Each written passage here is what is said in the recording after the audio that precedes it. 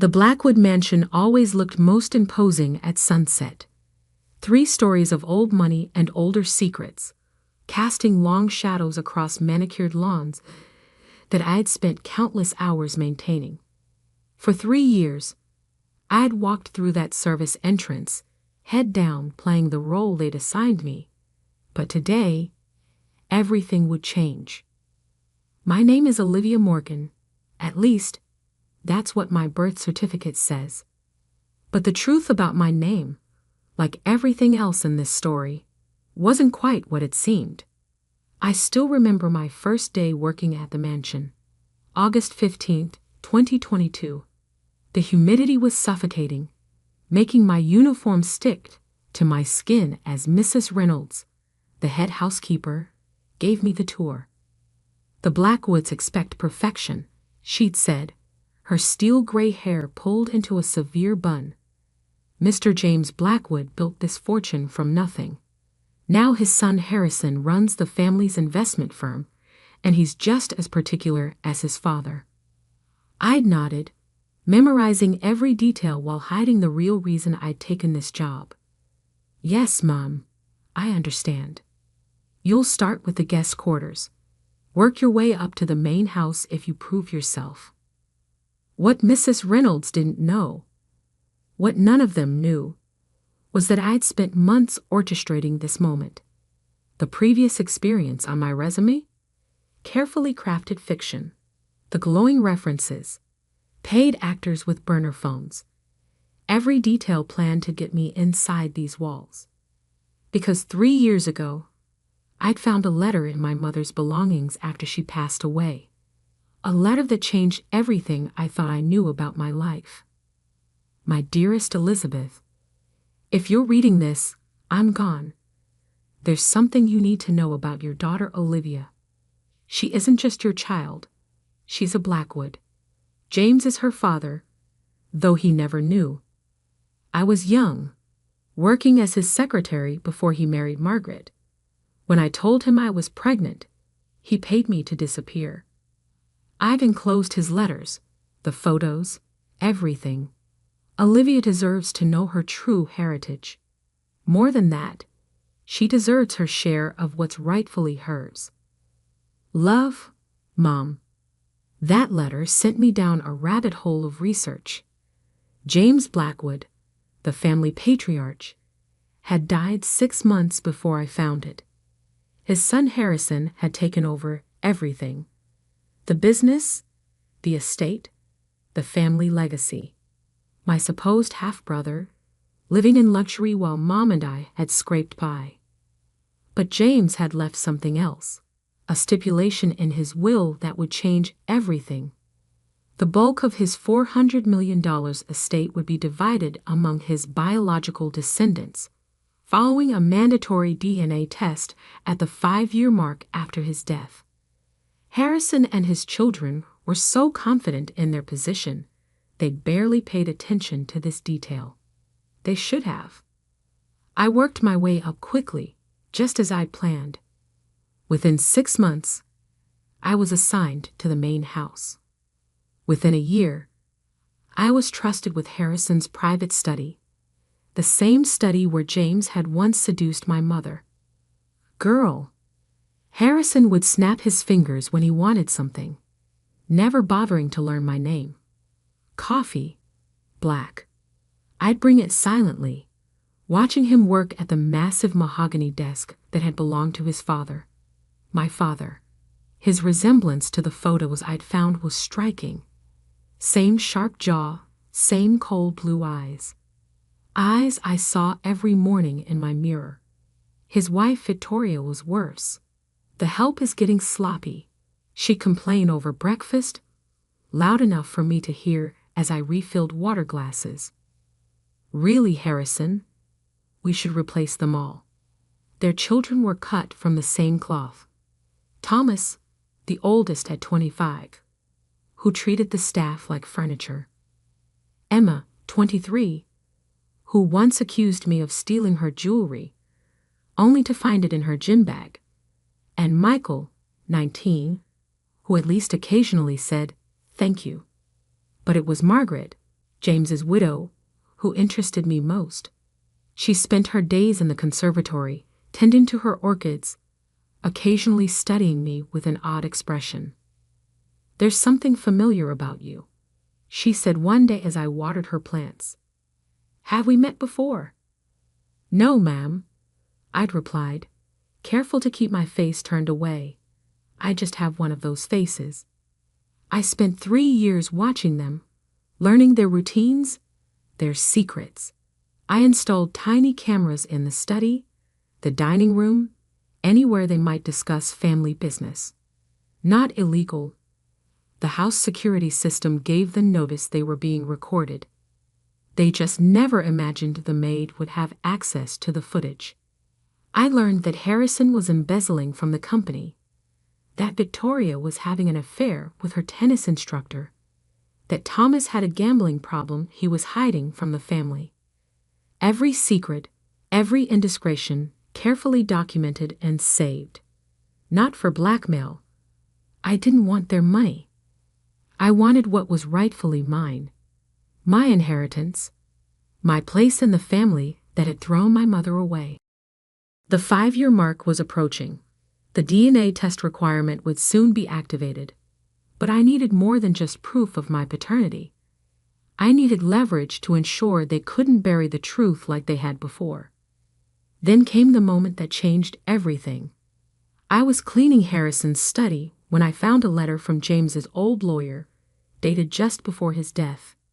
"Harrison, your father made a deathbed confession. There may be another heir. A girl, born to a former secretary. He wouldn't give me details, but he was clear. If she exists, she's entitled to an equal share. The DNA requirement in the will isn't just a formality. Handle this carefully, Charles." Harrison had known there might be another heir, and chosen to hide it. The security camera caught his reaction when he discovered the letter missing, the rage, the fear, the frantic phone calls. That's when I knew it was time. Time to stop playing the invisible maid. Time to show them exactly who had been serving their coffee and cleaning their rooms for 3 years. I scheduled my revelation for the annual family meeting, where they gathered to discuss the estate. 5 years after James's death, when the DNA requirement would be triggered, when they'd be forced to face the truth they'd tried to bury. As I laid out the coffee service that morning, Harrison gave me his usual dismissive glance. "Use the back door when you're done. We have important family business to discuss." I smiled, touching the envelope in my pocket. "Of course, sir. I wouldn't want to intrude on family business." If only he knew just how important this family business would be. The morning of the family meeting dawned clear and cold. I arrived at the mansion an hour earlier than usual, my real clothes hidden under my maid's uniform, the envelope secure in my bag. Today's performance had to be perfect. The security cameras were my first priority. I'd spent months ensuring I had access to every feed, every angle. Today they would be my witnesses, recording every reaction, every word. Evidence that couldn't be denied or buried. Olivia. Mrs. Reynolds called as I entered through the service door. The families requested a full breakfast service in the main dining room. Get started on that right away. Yes, Mom. I headed to the kitchen, where I'd prepared everything the night before. Fresh pastries, fruit platters, coffee service, all arranged with meticulous care. Each cup, each plate, positioned for maximum impact when the moment came. As I worked, I could hear them arriving. Harrison's heavy footsteps in his study, Victoria's heels clicking on marble floors, Thomas shuffling in late, probably nursing a hangover from another night of secret gambling. Emma's voice, shrill with some new complaint. Michael's quiet presence, always in the background. Margaret arrived last, as always. She paused in the dining room doorway, watching me arrange flowers on the table. Those aren't the usual arrangements." "No, ma'am," I said, adjusting a white lily. I thought today deserved something special. She studied me with that same puzzled look she'd worn for months. "You remind me so much of someone. I just can't place who." If only she knew she was looking at a ghost from her husband's past. The family gathered slowly, taking their usual seats around the massive dining table. Harrison at the head, naturally. Victoria to his right, Margaret to his left. The children arranged by age down the sides, like a royal court holding audience. I moved silently among them, pouring coffee, offering pastries.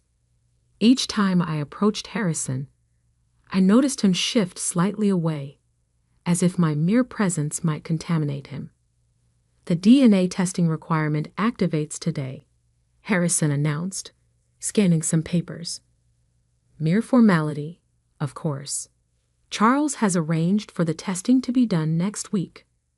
Once that's complete, we can finally put this ridiculous clause behind us and proceed with distributing the estate properly." Victoria sipped her coffee. "I still don't understand why James insisted on this. Questioning his own grandchildren's legitimacy. Father had become paranoid near the end," Harrison said carefully. I noticed his eyes dart to the letter in front of him, the one warning about another potential heir. Best to humor his wishes and be done with it. I glanced at the ornate clock on the wall. 9:45 a.m. Almost time. "Girl," Harrison snapped his fingers at me. "More coffee, then see yourself out. We have private matters to discuss." I lifted the coffee pot. "Of course, sir. Though perhaps I should stay. This does concern me, after all." The room went silent. Harrison's head snapped up. "Excuse me." I set the coffee pot down carefully. "The DNA testing. I believe I mentioned in my employment paperwork that my legal name is Olivia Morgan. But that's not my whole name, is it, brother?" Victoria's coffee cup clattered against its saucer. Margaret's hand flew to her throat. Harrison's face turned an interesting shade of red. "How dare you?" he sputtered. "Security. Remove this person immediately." "I wouldn't," I said calmly, reaching into my bag. "Not before you see what's in this envelope, and not before the security cameras record exactly how you handled this family matter." I pulled out my mother's letter first, smoothing it on the table. "Perhaps we should start with this.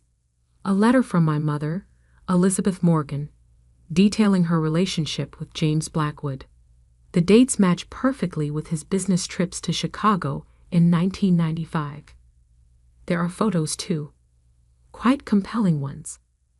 Margaret had gone pale, our hands trembling. "Elizabeth, James's secretary.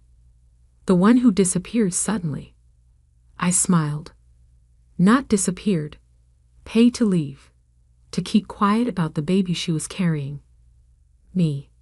Harrison stood so quickly his chair toppled backward. "This is absurd. A cheap attempt at extortion. Security." "The cameras are recording, Harrison," I reminded him. "Every word, every reaction, just like they've been recording for 3 years. Your private conversations, your phone calls, including the ones about that letter you tried to hide." I produced a copy of the lawyer's letter next, the one warning you about another heir. About father's deathbed confession. You knew I might exist, chose to hide it. The cameras caught your reaction when you realized it was missing from your study. Thomas was staring at his father. "Dad, what's she talking about?" "Nothing," Harrison roared. "This is ridiculous. You expect us to believe some maid is secretly a Blackwood." I reached for my top button, slowly undoing my uniform. Underneath, I wore a crisp business suit, the exact shade of blue Harrison favored.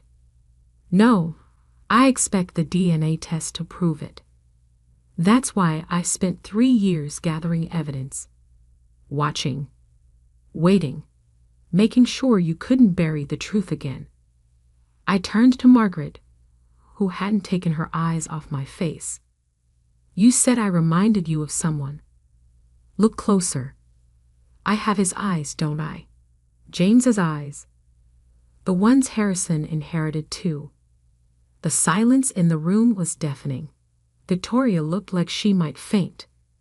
Michael was staring at me with a mix of horror and fascination. Emma had her phone out, probably trying to text their lawyers. The DNA test is happening today, I continued. I've already arranged it with the estate lawyers. They're waiting in the East Parlor. And I've made sure every reputable lab in the state has copies of my evidence. No chance of accidents with the samples. Harrison's face had gone from red to white. You can't. Can't what? Claim my rightful inheritance? My place in this family? Strange how quick you are to deny it. Almost like you've known all along that father had another child. I pulled out my final piece of evidence, a recording from Harrison's study, dated just months after James's death. His voice, crystal clear. If that girl ever shows up, bury it. I don't care how. The estate is mine. All of it. The security cameras whirred softly, capturing every moment. Every shocked face, every guilty glance. Now then, I said, taking off my maid's uniform completely and draping it over a chair. Shall we discuss how this is going to work? As a family? The DNA test results would arrive in less than an hour. But looking at their faces, I knew they already believed. The truth they tried to hide had been serving them coffee for 3 years. Watching, waiting for this exact moment. And this was just the beginning. The hour waiting for the DNA results felt like an eternity. The Blackwood family sat in stunned silence in the drawing room, each lost in their own thoughts. The only sound was the gentle whir of security cameras, still faithfully recording every moment. Harrison paced by the window, phone pressed to his ear as he argued with the family lawyers. What do you mean you can't stop it? I don't care about the will's requirements. They can't stop it, I interrupted, sitting comfortably in James's old leather chair. I made sure of that. Every reputable lab has my DNA profile. Every piece of evidence is backed up in multiple locations. Even if you somehow corrupted today's test, I just demand another. Victoria dabbed her eyes with an embroidered handkerchief. This is impossible. You can't expect us to believe that your perfect family has a secret. I smiled. Like Thomas's gambling debts? Or your tennis lessons that last 3 hours, but only bill for 1? Thomas choked on his drink. Victoria went pale. Oh yes. I know everything. I continued.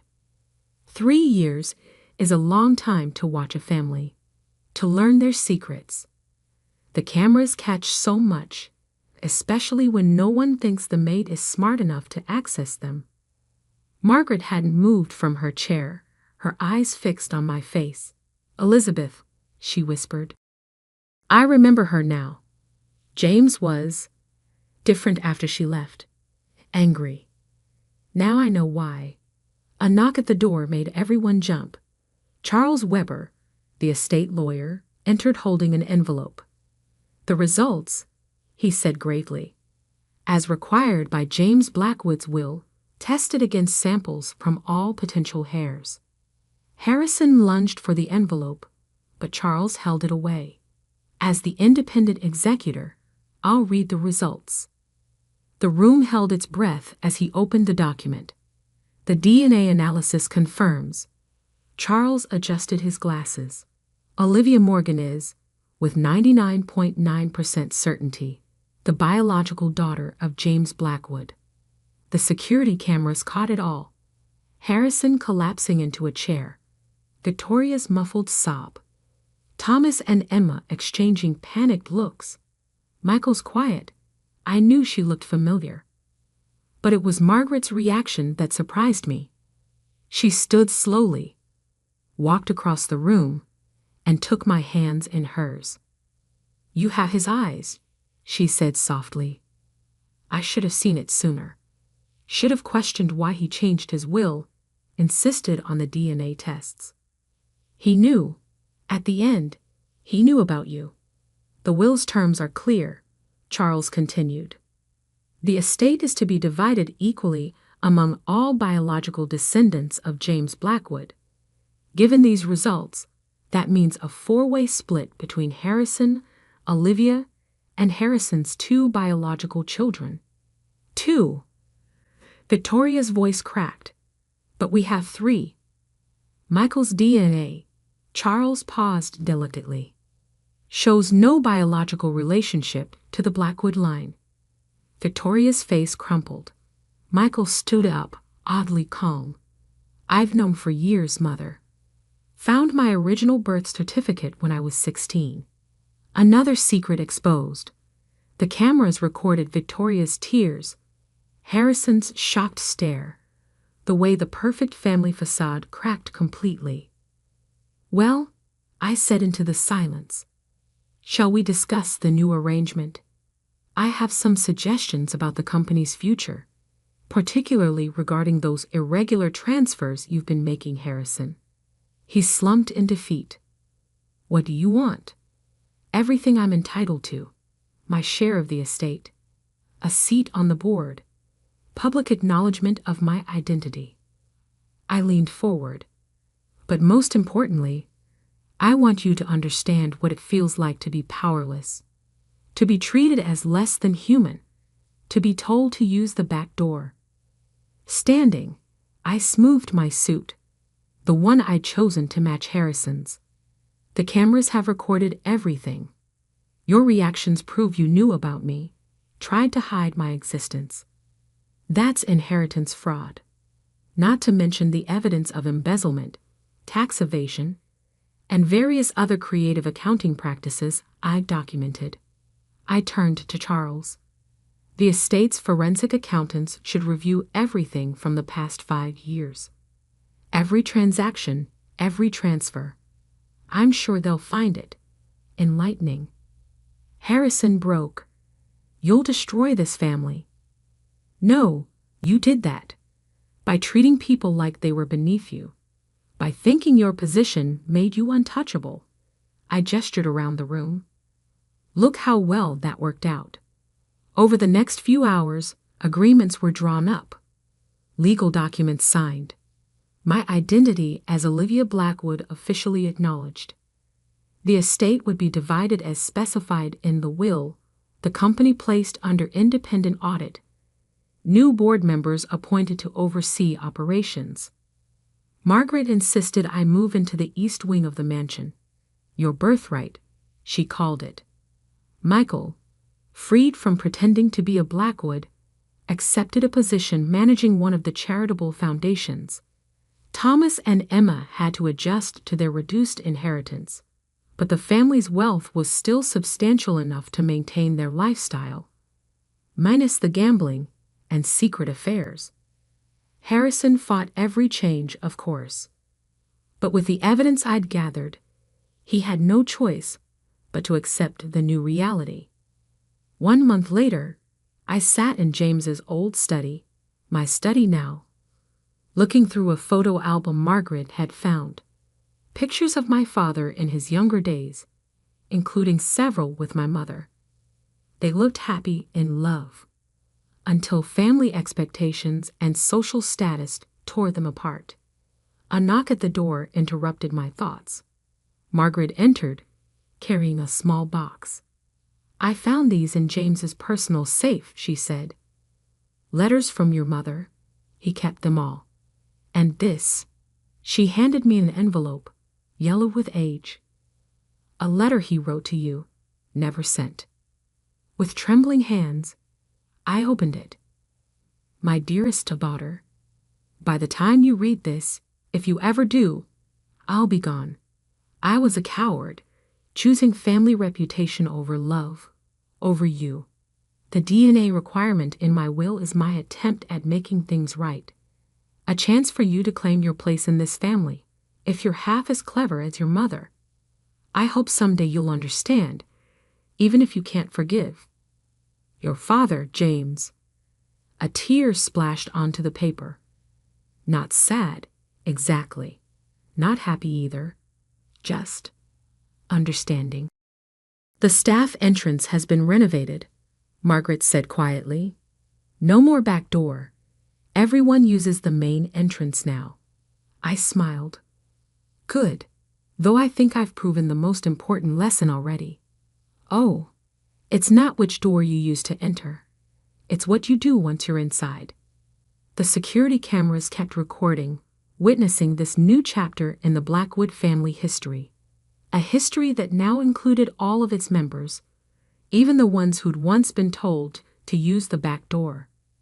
Sometimes the best revenge isn't about destroying a family. Sometimes it's about forcing them to become better than they were, to acknowledge their mistakes, face their secrets, and maybe, just maybe, learn to be the kind of family they should have been all along. As for me, I had claimed my birthright, exposed the truth, and changed the power dynamics forever. But sitting in that study, holding my father's letter, I realized something important. The real victory wasn't in the money or the status. It was in finally belonging. Not as the maid who served coffee, but as Olivia Blackwood, the daughter who came back to claim her place, and in doing so, forced an entire family to confront their own reflection. The cameras could stop recording now.